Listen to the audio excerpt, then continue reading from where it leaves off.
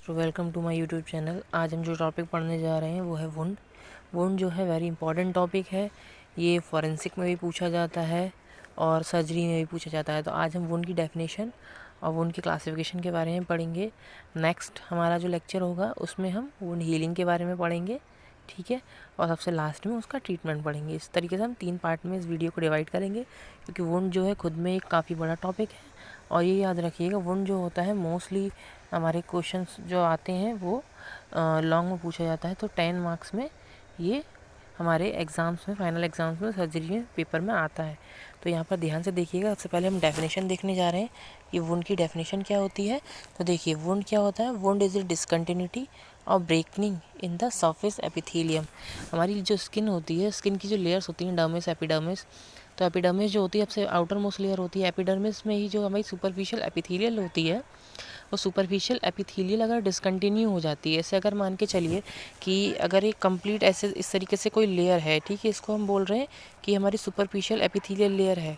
और इसी में अगर कहीं पर भी बीच में किसी जगह पर यहाँ पर अगर कट लग जाए या यहाँ कट लग जाए, या इतनी एरिया की हमारी जो सुपरफिशियल एपिथेलियल लेयर है वो डैमेज हो जाती है किसी वजह से, तो उसको हम क्या बोलेंगे, डिसकंटिन्यू हो गई है। तो सुपरफिशियल एपिथेलियल लेयर, या फिर हमारी एपिथेलियल लेयर में किसी तरीके का ब्रेक डाउन हो गया है, ठीक है। तो ये चीज़ होती है जब भी हमारी सुपरफिशियल एपिथेलियल लेयर जो होती है उसमें की डिसकंटिन्यूटी होती है या वो ब्रेक होती है कहीं से, तो उसको हम वुंड बोलते हैं सिंपल लैंग्वेज में, ठीक है।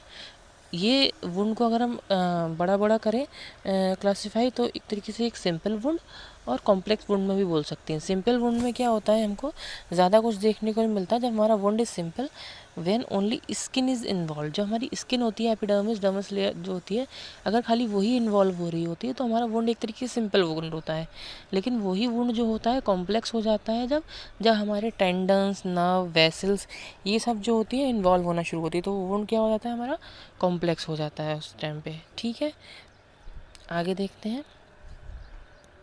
अब आते हैं हम क्लासिफिकेशन ऑफ वुंड पे।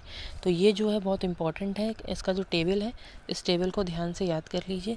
पहले हम जो डिवाइड करा है हमने वुंड को, close wound, open wound, tidy and tidy wound, acute and chronic wound, ठीक है। इनको एक एक करके आगे पढ़ेंगे सबके बारे में।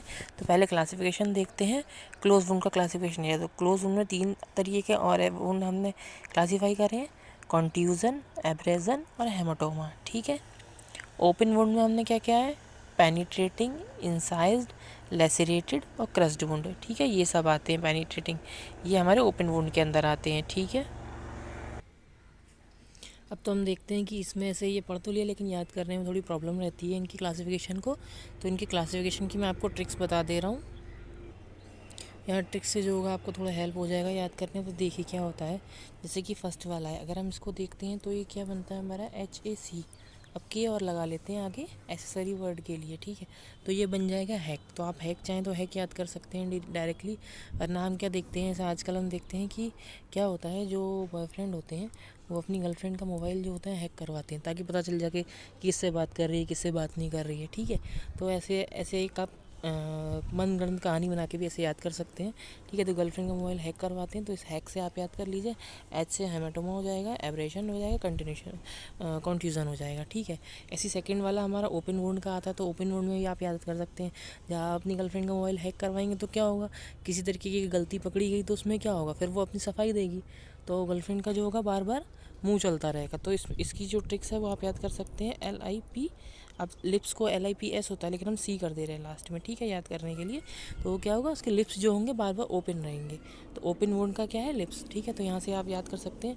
तो L से लेसरेशन हो जाएगा, I से इंसाइड हो जाएगा, P से पेनिट्रेटिंग और C से क्रस्ड वुंड हो जाएगा। तो इस तरीके से आप, ये ट्रिक है, आप चाहें तो डायरेक्टली याद कर सकते हैं हैक्स और लिप्स करके, और आप चाहें तो इस तरीके से एक कहानी बना के भी इसको याद कर सकते हैं, ठीक है। अब आगे बढ़ते हैं, आगे देखते हैं क्या है, इनकी क्लासिफिकेशन को डिस्क्राइब करेंगे एक एक करके। तो देखिए, सबसे पहले जो है हम क्लोज वुंड को जो है वो डिस्क्राइब करने जा रहे हैं। तो क्लोज वुंड में हमारे कौन कौन से थे, हमने क्लोज वुंड की ट्रिक बनाई थी, HACK, हैक। तो हैक में सबसे पहले हम क्या पढ़ने जा रहे हैं, कॉन्ट्यूजन। तो कॉन्ट्यूजन में क्या होता है, देखिए, can be a minor soft tissue injury breakout without break in the skin, ठीक है। पहली चीज़ तो हमको याद रखनी है कि हमारी स्किन में कोई ब्रेकनिंग नहीं होगी, ठीक है। जैसे कि हम बोल रहे थे कि हमारी जो डेफिनेशन में हमने पढ़ा था कि सरफेस एपिथेलियल जो होती है उसकी डिसकंटिन्यूटी या ब्रेक हो जाए, तो इस तरीके का हमको कॉन्ट्यूज़न में देखने को नहीं मिलता है।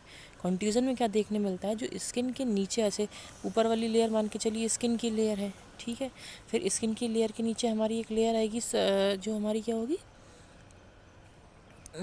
सॉफ्ट टिश्यूज़ की लेयर होगी। जैसे मैं आपको एक बार दोबारा कर दे रहा हूँ, जैसे मान के चलिए ये स्किन की लेयर है, ठीक है, स्किन के लेयर के नीचे क्या आएगी, सॉफ्ट टिश्यूज़ की हमारी लेयर आएगी।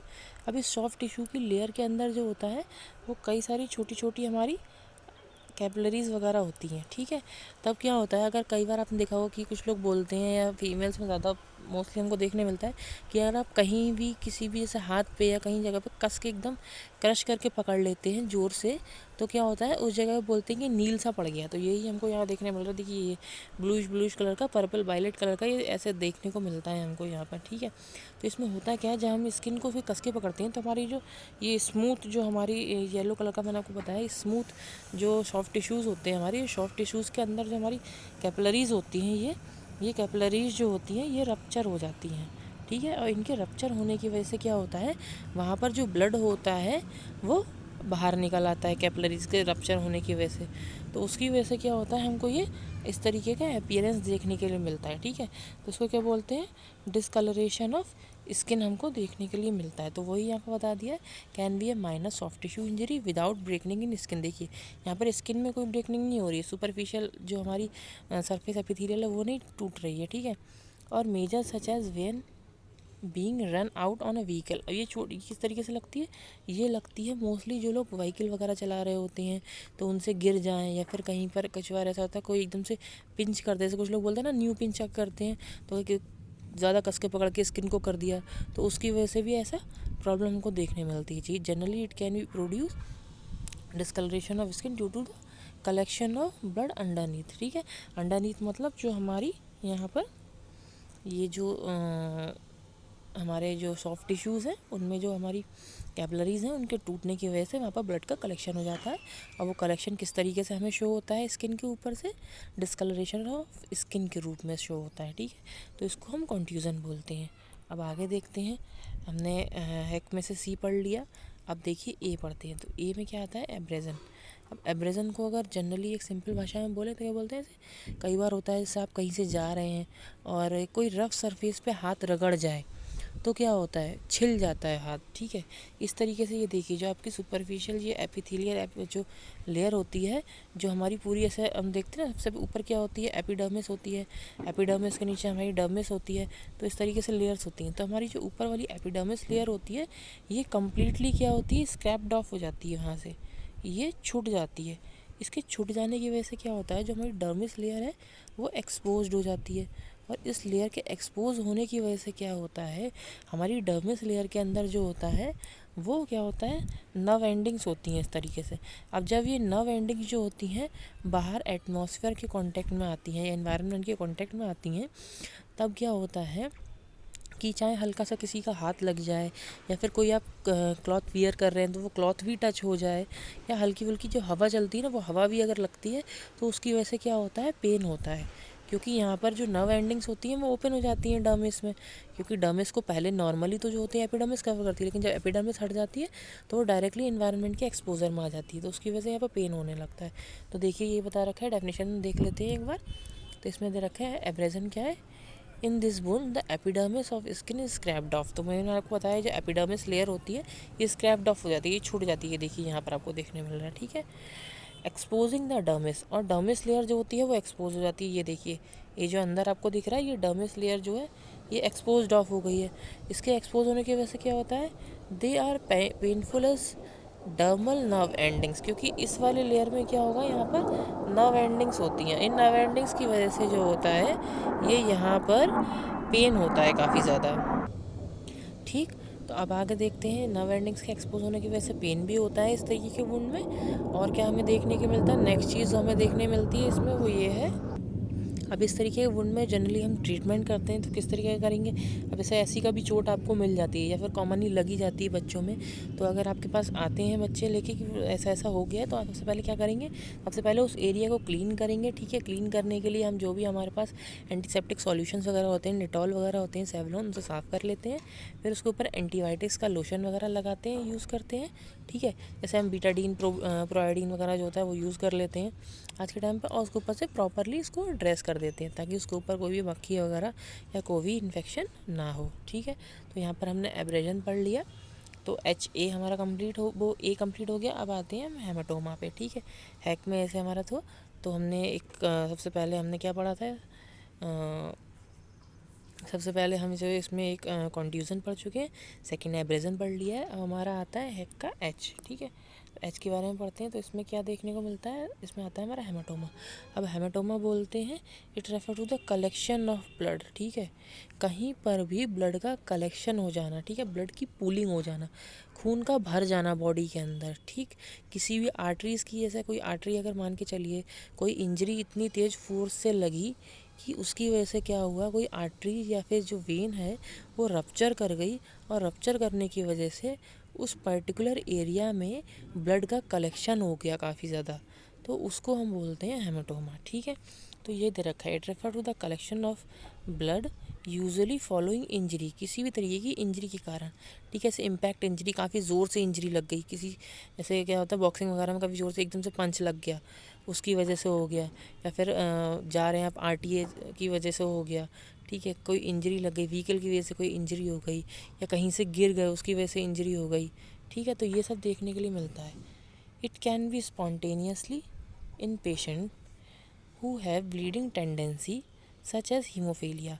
अच्छा, ये एक डिसीज़ भी होती है, इसमें ये होता है, तो हीमोफीलिया एक डिसीज़ बता दी जिसमें क्या होता है, ब्लीडिंग टेंडेंसी होती है। इसमें क्या होता है, इंसान के जो क्लॉटिंग फैक्टर होते हैं उनकी प्रॉब्लम होने की वजह से इन पेशेंट्स में ब्लीडिंग टेंडेंसी होती है। तो क्या होता है, जो हमारा ब्लड होता है वो कई जगह कैविटी में एकदम पूलिंग हो जाती है, ब्लड का कलेक्शन हो जाता है, तो वहाँ पर भी हमको हेमाटोमा देखने मिलता है हेमोफीलिया के पेशेंट में। तो आपको ये भी ध्यान रखना चाहिए कि ज़रूरी नहीं कोई चोट लगने की वजह से भी हो, ऐसा भी हो सकता है कि इस पेशेंट को किसी तरीके की बीमारी हो या हीमोफीलिया हो, तो उसकी वजह से इसको ये ब्लड का कलेक्शन देखने को मिल रहा है। ठीक है, अब आगे देखते हैं, depending upon the sites it can, अब साइट्स के अकॉर्डिंग बता दिया है कि कैसे कैसे साइट के अकॉर्डिंग इसको बता दिया है। ऐसे सबक्यूटेनियस भी हो सकता है, इंट्रामस्कुलर भी हो सकता है, और सब पेरियोस्टियल भी हो सकता है। ठीक है, सबक्यूटेनियस मतलब स्किन के अंडरनीथ हमको देखने के लिए मिल सकता है, इंट्रामस्कुलर मसल्स के बीच में देखने को मिलता है, सब पेरियोस्टियम मतलब पेरिस्टियम के अंदर देखने को मिल सकता है। ठीक है, तो ये होता है। ठीक, और बाकी इसमें कॉमन एक देखने को मिलता है हमको जो है नी जॉइंट हेमाटोमा। ठीक है, नी जॉइंट के पास में हेमाटोमा ब्लड का कलेक्शन देखने के लिए मिलता है। May be need to be aspirated followed by the application और compress bandage, small haematoma get absorb, if not they can be infected. तो यहाँ पर बोल दिया कि ऐसे नी जॉइंट पे अगर आपको हेमाटोमा देखने के लिए मिल रहा है तो आप उसका ट्रीटमेंट कैसे करेंगे।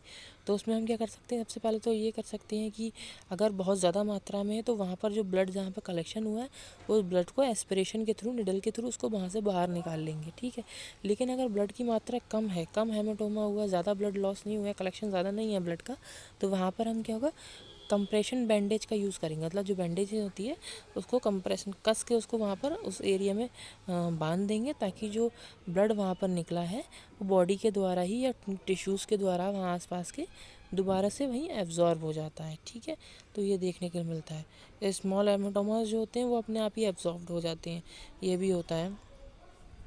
और it if not they can be infected, अगर वो वहाँ पर डिज़ोल्व नहीं हो रहा है, एब्जॉर्ब नहीं हो रहा है, तो उस कंडीशन में क्या होता है, वहाँ पर इन्फेक्शन होने के चांसेस भी होते हैं। ठीक है, अब हम आगे बढ़ते हैं, तो देखिए नेक्स्ट क्या है। तो देखिए, ऐसे हमने बात करी थी कि हमने हेमाटोमा में देखा था किस किस तरीके का हमको देखने को मिलता है। तो ये यहाँ पर देखिए, ये आपको दिख रहा है सबक्यूटेनियस हेमाटोमा, जो हमारी स्किन की लेयर है उसके अंदर ब्लड का कलेक्शन हो गया है, तो यहाँ पर आपको सबक्यूटेनियस हेमाटोमा देखने मिल रहा है। अब ये देखिए, ऐसे ये यहाँ पर देखने मिल रहा है, यहाँ पर ये हमारी मसल है पूरी, अब मसल फाइबर के बीच में यहाँ से कोई आर्टरीज जा रही है, कोई वेन जा रही है। ठीक है, तो उसकी वजह से यहाँ पर क्या हुआ, उसमें अगर किस तरीके का रप्चर होता है तो वहाँ पर हमको क्या इस तरीके की ये पूलिंग देखने को मिलती है। जैसे यहाँ पर ब्लड का कलेक्शन हो गया, तो ये देखने को मिल रहा है। अब ये देखिए नी जॉइंट में आपको हेमाटोमा देखने मिला। इसमें हमने कैसे पहले क्या पढ़ा था, या तो इसमें एस्पिरेशन करते हैं और एस्पिरेशन के बाद जो होते हैं कंप्रेशन बैंडेज के थ्रू इसको कंटिन्यू करते हैं इस तरीके की केस को। ठीक है, अब हम आते हैं ओपन वुंड। तो ओपन वुंड के लिए पढ़ते हैं। ओपन वुंड में हम क्या क्या देखने को मिलता है, तो देखिए ओपन वुंड में हम देखते हैं सबसे पहले हमने जैसे क्या पढ़ा था, गर्लफ्रेंड के जब आप पकड़ लेंगे, कोई चीज़ आ जाएगी हैक करने के बाद, तो आप क्या होगा, वो अपनी सफाई देगी तो क्या होगा, बारह बक बक बक करेगी, तो उस टाइम उसके लिप्स जो होंगे खुले रहेंगे। तो इसके लिए हमने ट्रिक जो बनाई थी वो क्या थी, हमारी लिप्स। बस एस को हमने किससे रिप्लेस कर दिया था, सी से रिप्लेस कर दिया था। ठीक है, तो सबसे पहले हम इसमें देखेंगे इंसीजन। इंसीजन क्या होता है, देखिए इंसीजन के बारे में पढ़ते हैं। They are cause by a sharp object. पहली चीज़ तो आप ये याद रखिए कि ये जो होते हैं शार्प ऑब्जेक्ट से होती है। ठीक है, नाइफ्स, ब्लेड, ग्लास एक्सेट्रा। ठीक है, अब नाइफ हो, ब्लेड हो या ग्लास हो, ये सब कैसे होते हैं, इनकी एजेस जो होती हैं वो बहुत ज़्यादा शार्प होती हैं। अगर ये लगते हैं तो कट जाते हैं। ठीक है, वो हमको देखने को मिल रहा है। This type of wound can be sharp edges. अब ये इस तरीके का वुंड जो होता है, इसकी एजेस जो होती हैं शार्प होती हैं। तो ये देखिए आप, ये जो इसकी एजेस देखने को मिल रही हैं आपको दोनों तरफ से वुंड की साइड बाई साइड, ये कैसी है, एकदम शार्प देखने के लिए मिल रही हैं। ठीक है, ये देखिए, एक सेकंड रुकिएगा, मैं आपको और साफ कर बताता हूँ। ये देखिए, ये जो एजेस दिख रही हैं, ये एजेस जो है एकदम क्लियर कट है। ठीक है, शार्प एजेस हैं बिल्कुल एकदम। इसमें कोई भी जैग टाइप का नेचर नहीं आ रहा है या फिर कुछ भी ऊबड़ खाबड़ इस तरीके की नहीं है, बिल्कुल एकदम शार्प एजेस हैं दोनों तरफ। ठीक है, तो ये हमको देखने मिलता है। उसके बाद इज़ लेस कॉन्टेमिनेटेड। तो ये इस तरीके की जो वुंड्स होते हैं ये लेस कॉन्टेमिनेटेड भी होती है, मतलब इनमें इन्फेक्शन वगैरह ज़्यादा नहीं होता है क्योंकि इनका एक्सपोजर ज़्यादा नहीं है। इसके अंदर का जो हमारा डर्मिस लेयर ओपन होके आ रहा है या अंदर का जो भी स्मूथ टिश्यूज़ जो हमारे ओपन होके आ रहे हैं, तो वो क्या है, वो ज़्यादा एक्सपोज नहीं हो रहे हैं इन्वायरमेंट में। ठीक है, तो इस तरीके के जो हमारे इंसीजन्स ये होते हैं, वुंड होते हैं, इनमें ज़्यादा कंटेमिनेशन नहीं होता है। अब इनका ट्रीटमेंट कैसा होता है, primary suturing is a ideal for such wound as it give a neat and clean scar. ठीक है, अगर हम इसमें प्राइमरी सूचरिंग करते हैं, ठीक है, प्राइमरी सूचरिंग अगर हम इस तरीके के उनमें करते हैं तो उसमें क्या होता है, मेन सबसे बेस्ट चीज़ हमको ये मिलती है कि एक तो प्राइमरी सूचरिंग इसके लिए बेस्ट ट्रीटमेंट है। दूसरी चीज़, जब हम सूचस खुल जाते हैं तो उस टाइम पे ऐसे कुछ लोग होते हैं, अगर हम कुछ और ट्रीटमेंट करें तो वहाँ पे स्कार वगैरह पड़ सकता है। लेकिन प्राइमरी सूचरिंग में क्या होता है, ये जो हमारा वुंड जब ओपन होके आता है, साफ़ होके आता है सही होने के बाद, तो ये एकदम नीट एंड क्लीन होता है और वहाँ पर कोई एक क्लीन स्कार आपको ज़्यादा पतला सा दिखेगा, ये नहीं कि ज़्यादा जैग्ड टाइप का या फिर कुछ ज़्यादा ही बड़ा सा स्कार देखने के लिए मिले। ठीक है, तो ये यहाँ पर हमको होता है हमारे साथ में। ठीक है, अब आगे बढ़ते हैं। नेक्स्ट हमारा क्या है, लैसेरेटेड वुंड। ठीक है, तो लैसेरेटेड वुंड देखते हैं क्या होता है। लैसेरेटेड से ऊपर वाला हमने इंसाइज देखा था, तो इंसाइज में क्या था, इंसाइज वुंड शार्प ऑब्जेक्ट की वजह से होता है, लेकिन लैसेरेटेड वुंड जो होता है ब्लंट ऑब्जेक्ट की वजह से होता है। ठीक है, तो ये आपको याद रखने वाली चीज़ है। ठीक, तो अब इसमें देखते हैं, पढ़िए क्या दे रखा है। दे can be cause by a blunt injury. किसी तरीके की ब्लंट इंजरी, कोई भी ऐसा ऑब्जेक्ट जो ब्लंट हो, जैसे हम स्टोन ले लें, ठीक है, या फिर रोड ट्रैफिक एक्सीडेंट में आप किसी गाड़ी से टकरा गए, या बम्पर बोनट या किसी चीज़ से हैंडल से टकरा गए, या फिर आप डायरेक्ट रोड पे गिरे, या रोड साइड में जो रखे हुए पत्थर वगैरह होते हैं उन पे गिरे, तो ये सब कैसे होते हैं, इन सब की जो एक स्ट्रक्चर होता है वो सब ब्लंट स्ट्रक्चर होता है, शार्प स्ट्रक्चर नहीं होता है।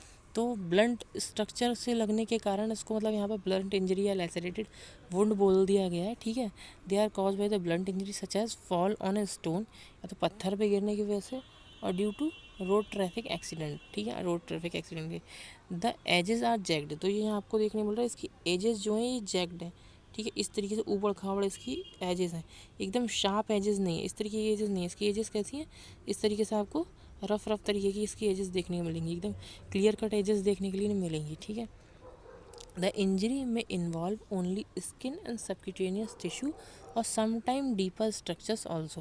तो उन्होंने बता दिया कि इस इंजरी में क्या होता है, हमारी स्किन और सबक्यूटेनियस टिश्यूज़ जो होते हैं, मतलब स्किन और स्किन के नीचे के टिश्यूज़ जो होते हैं वो कॉमनली इसमें इन्वॉल्व होते हैं। लेकिन कभी कभी क्या होता है, अगर ये काफ़ी ज़ोर से आपको चोट लगती है तो हमारे जो डीपर टिश्यूज़ होते हैं, ठीक है, deeper structures, nerves, when, arteries वगैरह जो होती हैं, वेसल्स होती हैं, वो भी डैमेज होने का इसमें चांस रहता है। ठीक है, due to blunt nature of object there is a crushing of the tissue may be resulting haematoma bruising और इधर नेक्रोसिस ऑफ द टिश्यू। अब क्या होता है, जब भी हम देखते हैं कि कोई ब्लंट ऑब्जेक्ट से चोट लगी है, तो ब्लंट ऑब्जेक्ट से चोट लगने की वजह से क्या होगा, वहाँ पर जो हमारे टिश्यूज़ होंगे वो क्रश हो जाएंगे। अब क्रशिंग ऐसे समझ के चलिए जैसे कि आपने देखा होगा पहले के टाइम पे क्या होता था, पुराने समय में जो मदर्स वगैरह होती थी वो पहले जो जैसे चटनी वगैरह बनती थी, धनिया की चटनी बनती थी, तो क्या करते थे, सिलबट्टा टाइप का होता था, इस तरीके का देखने के लिए आपको बताता हूँ मैं। एक जो सिल टाइप का होता था ना, ऐसे करके बना होता था, इस तरीके का सिलबट्टा होता था, उस पर चटनी वगैरह रख के एक बड़ा सा स्टोन होता था, उससे क्रश करा जाता था। तो वही चीज़ आप समझिए कि जब आपका कोई भी, अब यहाँ पर धनिया को ऐसा मान सकते हैं कि स्किन या फिर हमारी सबक्यूटेनियस टिश्यूज़ जो हैं उनको मान लीजिए, ठीक है। अब नीचे का स्ट्रक्चर जो है वो भी हार्ड है और ऊपर का स्ट्रक्चर जो है वो भी हार्ड है। मतलब नीचे का स्ट्रक्चर को अगर हम मान लेते हैं स्कल, अगर स्कल में चोट लगे, और ऊपर का स्ट्रक्चर जो है वो ब्लंट ऑब्जेक्ट है, ठीक है, वो ब्लंट ऑब्जेक्ट है। अब जब भी कोई, जो हम ऊपर के ऑब्जेक्ट जो हमारा ब्लंट ऑब्जेक्ट है उस पर जब हमारा सिर जाके टकराएगा तो क्या होगा, ऊपर से भी एक कंप्रेशन की फोर्स लगेगी और नीचे से हमारी बोन है, जो हमारा स्कल है, या जो हार्ड ऑब्जेक्ट हमारी बोन का पार्ट है, तो उसके बीच में क्या होगा, दोनों हार्ड ऑब्जेक्ट के बीच में जो हमारी स्किन होगी वो क्रस्ड हो जाएगी, एकदम कैसी हो जाएगी, पिचक सी जाएगी, कुचल जाएगी बिल्कुल, ठीक है, जैसे किसी ने बिल्कुल ही रगड़ दिया हो कस के वहाँ पर। तो इस तरीके के जो वुंड होते हैं वो इस तरीके की फॉर्म में ही बनते हैं, जब आपकी स्किन जो होती है दो हार्ड सरफेस के बीच में क्रस्ड हो जाती है, आके दब जाती है, तो उस तरीके के जो वुंड होते हैं उनको हम लेसरेटेड वुंड बोलते हैं। इनमें ये देखने को मिलता है। इन वुंड में साथ साथ में हमको और भी चीज़ देखने को मिलती है, तो हेमाटोमा या ब्रूजिंग या नेक्रोसिस भी टिश्यूज़ की हमको देखने को मिल सकती है इनके साथ में। लेकिन ये वुंड जो होता है वो इस तरीके की फॉर्म में होता है, ठीक है। These wounds are treated by the wound excision और primary suturing provide when they treated with in 6 hours of injury, ठीक है। तो इसमें हमने दो चीज़ देख ली, इसको ट्रीटमेंट करने के लिए क्या है, वुंड एक्सीजन और प्राइमरी सूचरिंग, ठीक है। तो ये दो चीज़ें हो गई इसका ट्रीटमेंट करने के लिए, या तो वहाँ से वुंड एक्सीजन कर सकते हैं आप, जो भी जेक पार्ट वगैरह है, गंदा पार्ट है, या जो नेक्रोस टिश्यूज़ हैं उनको काट के वहाँ से निकाल के दोबारा उसको प्राइमरी सूचरिंग करके आप सही कर सकते हैं, ठीक है। तो ये लैसरेटेड वुंड हो गया, इसको समझ में आया होगा। अब आगे देखते हैं पेनिट्रेटिंग वुंड। तो पेनिट्रेटिंग वुंड से समझ में आ रहा है कि किसी चीज़ को घुसड़ देने से, कोई भाला टाइप का या कोई एरो टाइप की कोई चीज़ है या नाइफ है, कोई भी ऐसी चीज़ जो बॉडी को पेनिट्रेट कर गई, अंदर घुसेड़ दी शरीर के अंदर, जैसे बोलते हैं ना चाकू लेके घुसेड़ दिया किसी के पेट के अंदर, तो वो उस तरीके का जब उन इस तरीके की इंजरी से जो वुंड होता है उसको हम बोलते हैं पेनिट्रेटिंग वुंड। इसमें क्या देखने मिलता है, दे आर नॉट अनकॉमन, ये अनकॉमन नहीं होते हैं, ठीक है। ये बहुत से लोगों में होते हैं, कई लोगों में ऐसा होता है, देखते हैं जो आपने देखा होगा, जो मज़दूर वगैरह लोग होते हैं, घर वर बनाने वाले होते हैं, उनमें क्या होता है, जैसे कभी सरिया वगैरह घुस जाती है किसी के, या फिर जो आप कारपेंटर्स होते हैं जो लकड़ी वगैरह का काम करते हैं, उनमें क्या होता है, जो नेल्स होती हैं, हमारी कीलें वगैरह होती हैं, वो उनके पैरों में हाथों में कहीं घुस जाती हैं। तो इसके अंदर ये जिस तरीके की ये इंजरीज़ हैं, इन इंजरीज़ की वजह से जो वुंड होता है उनको हम पेनिट्रेटिंग वुंड बोलते हैं। तो ये नॉट अनकॉमन, ये कॉमन तो नहीं है, यहाँ पर देखने को मिलता है, कॉमनली हमको देखने को मिलता है बहुत सारे केसेस में, ठीक है। Stab injury of the abdomen are very notorious, ठीक है। तो यहाँ पर बोल दिया है जो एब्डोमिनल स्टोर इंजरी होती है, इसका स्टैब इंजरी होती है। स्टैब मतलब कि जिसको भोग देना, स्टैब इंजरी जो होती है वेरी नोटोरियस, मतलब इसमें हमको ये सबसे ज़्यादा प्रॉब्लम रहता है कि जो स्टैब करी है, उसने कोई चीज़ घुसड़ी है, चाकू या फिर कोई भी चीज़ मारा है, नाइफ वगैरह, तो वो किस लेवल तक अंदर गया है, उसने किस चीज़ को पेनिट्रेट किया है, या किसी विशरा को पेनिट्रेट किया है नहीं किया है, लीवर को या स्प्लीन या किसी ऑर्गन को पेनिट्रेट तो नहीं किया है। तो अगर ऐसा नहीं है तो उसमें उसको ये रहता है कि इसको हम सही कर सकते हैं। लेकिन अगर वही किसी विशरा को पेनिट्रेट कर देता है तो क्या होता है, वो और ज़्यादा केस कॉम्प्लिकेटेड हो जाता है। तो यहाँ पर ये सब हमको देखने को मिलता है, इसलिए ये इंजरी वेरी नोटोरियस इंजरी बोली गई है यहाँ पर, ठीक है। इट में look like an innocent injury, लगती तो इनोसेंट इंजरी है, with A small 1 to 2 centimetre, ठीक है। वेरी इनोसेंट इंजरी होती है, इसमें ज़्यादा खून खराबा खच्चर टाइप का, जैसे हमने ऊपर देखा था, ये इस तरीके की क्या हो रहा है, ये बहुत भयंकर तरीके की इंजरी लग रही है ये इसकी लैसेरेटेड वाले की। लेकिन जब आप स्टैब इंजरी देखेंगे, किसी को भुके हुए, जैसे कोई चीज़ घुसड़ दी गई है अंदर, पेनिट्रेट कर दी गई है बॉडी के अंदर, उस तरीके की इंजरी देखेंगे तो वो एकदम नीट एंड क्लीन दिखेगा, उसके आसपास का पार्ट बिल्कुल नीट एंड क्लीन होगा, बस जहाँ पर कोई चीज़ पेनिट्रेट करी है वहीं पर ब्लीडिंग वगैरह हो रही होगी, ठीक है। तो ये इसलिए बोला है इनोसेंट इंजरी होती है और कितनी 1 to 2 सेंटीमीटर के आसपास इसका वो रहता है। ठीक है, अब आगे देखते हैं आगे और क्या है। तो हम इसमें साइज़ तो देख चुके थे, मतलब कितना हमको देखने मिला था, ये 1 से लेकर 2 सेंटीमीटर के आसपास जो होता है, ये एक तरीके से पेनिट्रेटिंग इंजरी का हमको शेप साइज़ देखने को मिलता है और ये इनोसेंट दिखती है ऊपर से तो। लेकिन नटोरियस क्यों बताई थी मैंने आपको पहले बोला है कि ये इंटरनल ऑर्गन्स जो होते हैं इनको डैमेज कर सकती है, जैसे intestine, liver, spleen, mesenteric blood vessels, इनको डैमेज कर सकती है और जिसकी वजह से ये क्या होती है, काफ़ी ज़्यादा नटोरियस होती है।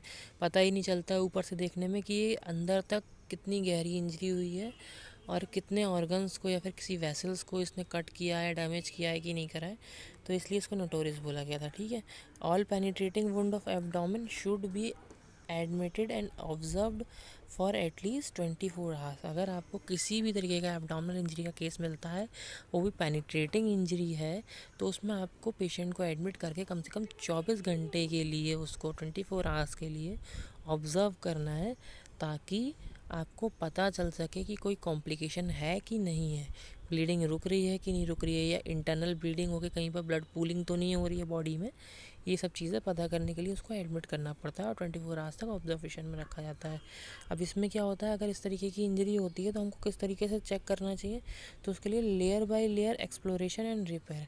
अगर इसे अंदर तक इंजरी गई है, जैसे मान के चलिए ऊपर से किसी ने करा, तो वो स्किन को पेनिट्रेट करके, उसके बाद जो हमारे सबक्यूटेनियस टिश्यूज़ हैं उनको पेनिट्रेट करके, हमारी मसल्स को पेनिट्रेट करा है, उसने इतना ही करा है, तो हम क्या करेंगे, अंदर से लेकर हमारी मसल्स को रिपेयर करेंगे, सबक्यूटेनियस टिश्यूज़ को, फिर उसके बाद स्किन को इस तरीके से रिपेयर करते हुए बाहर तक आ जाते हैं। तो लेयर बाय लेयर इनको एक्सप्लोर करते हैं और रिपेयर करते जाते हैं इस तरीके की इंजरी में। ठीक है, अब लास्ट हमारी जो बचती है वो है हमारी क्रस्ड इंजरी। ठीक है, और कॉन्ट्यूज्ड इंजरी। तो क्रस्ड इंजरी में हमको क्या देखने मिलता है, they are cause by a blunt trauma due to run over a vehicle. ठीक है, आप किसी गाड़ी वगैरह से जा रहे हैं तो उस टाइम पे अगर कोई ब्लंट ट्रॉमा लगता है तो उस वजह से कौन सी होती है, क्रस्ड इंजरी हमको देखने को मिलती है। ठीक है, wall collapse, earthquake, industrial accident, इस तरीके की चीज़ें हमको क्या देखने को मिलती है, क्रस्ड इंजरी। जैसे कि आपने सुना होगा कुछ केसेस होते हैं कि कुछ लोग जो होते हैं ऐसे किसी जूस की फैक्ट्री वगैरह में काम कर रहे हैं, तो वहाँ पर मशीन्स क्या होती हैं, ऐसी मशीन्स होती हैं जो कि जूस, जो हमारे फल वगैरह होते हैं, फ्रूट्स होते हैं, उनको कंप्रेस करती हैं। तो वो लोग उन फल्स जो फ्रूट्स होते हैं उनको मशीन्स में डालते हैं। तो कभी कभी क्या होता है, फल को डालते समय, फ्रूट्स को डालते समय उनके हाथ जो होते हैं वो भी उन मशीन्स के मशीनरीज के अंदर चले जाते हैं, तो वो क्रस्ड हो जाते हैं बिल्कुल। ठीक है, तो इस तरीके से आप यहाँ पर देख सकते हैं, इसका हाथ जो है, दोनों उंगलियाँ क्रस्ड हो चुकी हैं बिल्कुल, एकदम पिचक ख़त्म हो गई हैं यहाँ पर। तो ये क्रश हो गई है यहाँ पर, ये समझ में आ रहा है किस तरीके की इंजरी है, ये किस तरीके की इंडस्ट्रियल वर्कर की प्रॉब्लम है, उसमें इस तरीके की इंजरी देखने को मिलती हैं।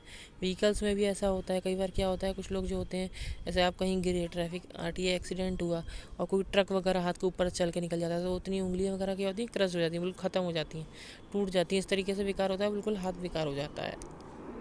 ठीक है, तो ये देखने को आगे वाली लाइन में क्या दे रखा है, तो देखते हैं आगे क्या है यहाँ पर, दीज वुंड्स। ठीक है, अब यहाँ पर बता रखा है, these wound are dangerous as they may cause severe haemorrhage, death of the tissue and crushing of the blood vessels. तो ये डेंजरस तो है ये तरीके देखा जाए, क्योंकि उस एरिया में सप्लाई करने वाली जो आर्टरीज वगैरह हैं वो भी ख़त्म हो रही हैं वहाँ से बिल्कुल ही। ठीक है, तो उसके साथ साथ में वहाँ पर क्या हो रहा है, जब ये क्रशिंग हो रही है इतनी ज़्यादा, तो वहाँ की जो भी हमारी ब्लड होगा, वो ब्लड काफ़ी ज़्यादा लॉस हो जाएगा।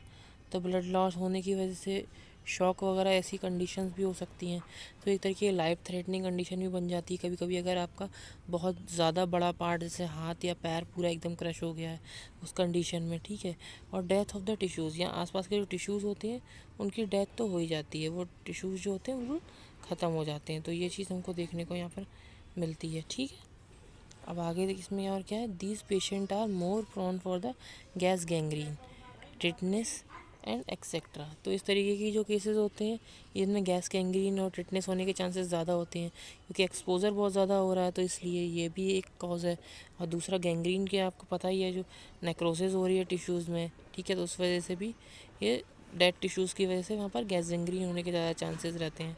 ठीक है, adequate treatment involve good debridement and removal of all death and necrotic tissues. ठीक है, गुड डिब्राइडमेंट मतलब वहाँ पर जितना भी गंदगी वगैरह जो भी कुछ है, या फिर जो टिश्यूज़ बिल्कुल सड़ गए, नेक्रोज्ड हो गए हैं, उनको वहाँ से हटा के बिल्कुल साफ़ कर देना सबसे पहले तो। ठीक है, जो नेक्रोज टिश्यू वगैरह हैं उनको सबको हटा के साफ़ कर देना, यही इसके लिए एक बेस्ट ट्रीटमेंट है यहाँ पर। ठीक है, आगे देखते हैं आगे कौन सा है। अब इसके आगे हमारे पास जो है, अभी हमारा ओपन और क्लोज वुंड कंप्लीट हो चुका है। अब हमारा आता है टाइडी एंड अनटाइडी। ठीक है, तो टाइडी और अनटाइडी में क्या देखने को मिलेगा, देखिए यहाँ पर टाइडी वुंड का मतलब होता है एकदम नीट एंड क्लीन वुंड। ठीक है, जो कि ज़्यादा उबड़ खाबड़ ना हो, जिसकी एजेस ज़्यादा जैक्ड ना हो, बिल्कुल एकदम सही हो, शार्प हो, ठीक ठाक हो, ज़्यादा गंदा ना हो वुंड इस तरीके का, या ज़्यादा ही किसी इंटरनल इंजरी नहीं करी हो इस तरीके का। और अनटाइडी वुंड मतलब जो अननीट हो, नॉट क्लीन हो प्रॉपरली। ठीक है, इस तरीके के वुंड जो होते हैं उनको हम क्या बोलते हैं, अनटाइडी वुंड बोलते हैं। ठीक, तो ये है जो अनक्लीन्ड हो या नॉट वेल फॉर्म्ड हो, तो इस तरीके के जो होंगे ये इसमें आते हैं।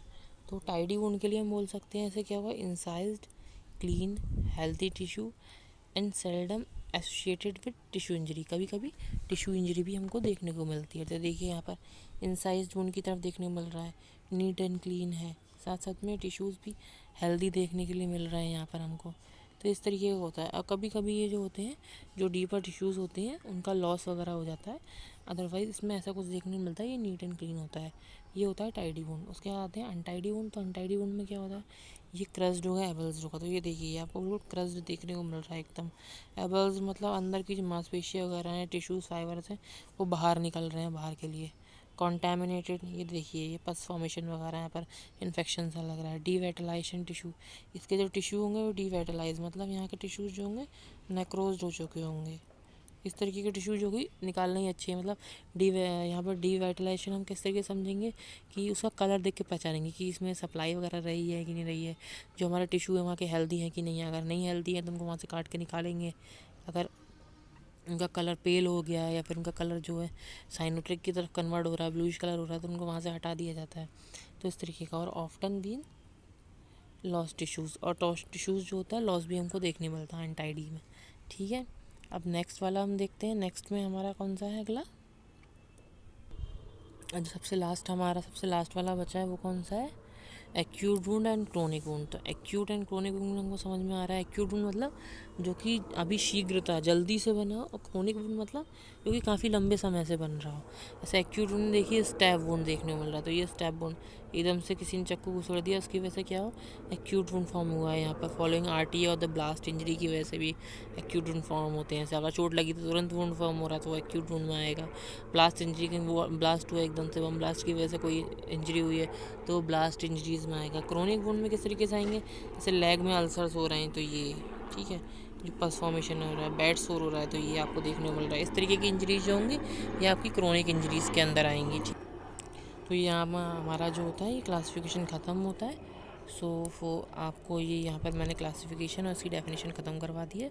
जो सेकंड पार्ट आएगा, सेकंड पार्ट में इसका वुंड हीलिंग के बारे में हम पढ़ेंगे। ठीक है, और नेक्स्ट पार्ट जो आएगा थर्ड वाला, उसमें हम इसका ट्रीटमेंट प्लान पढ़ेंगे। सो अगर आपको इसमें अगर कुछ प्रॉब्लम हो या कुछ समझ में नहीं आया तो आप कमेंट के थ्रू समझ सकते हैं मुझसे, या कमेंट करके बता सकते हैं। मैं उसको और अच्छे से डिस्क्राइब करने की कोशिश करूँगा। और thank you for watching my video and visiting my channel. आप इस तरीके से फॉलो करते रहिए, हम और वीडियोस लाते रहेंगे, और जितना हो सकेगा हम जल्दी से जल्दी पूरा सिलेबस कवर करने की कोशिश करेंगे। So thank you for watching my video.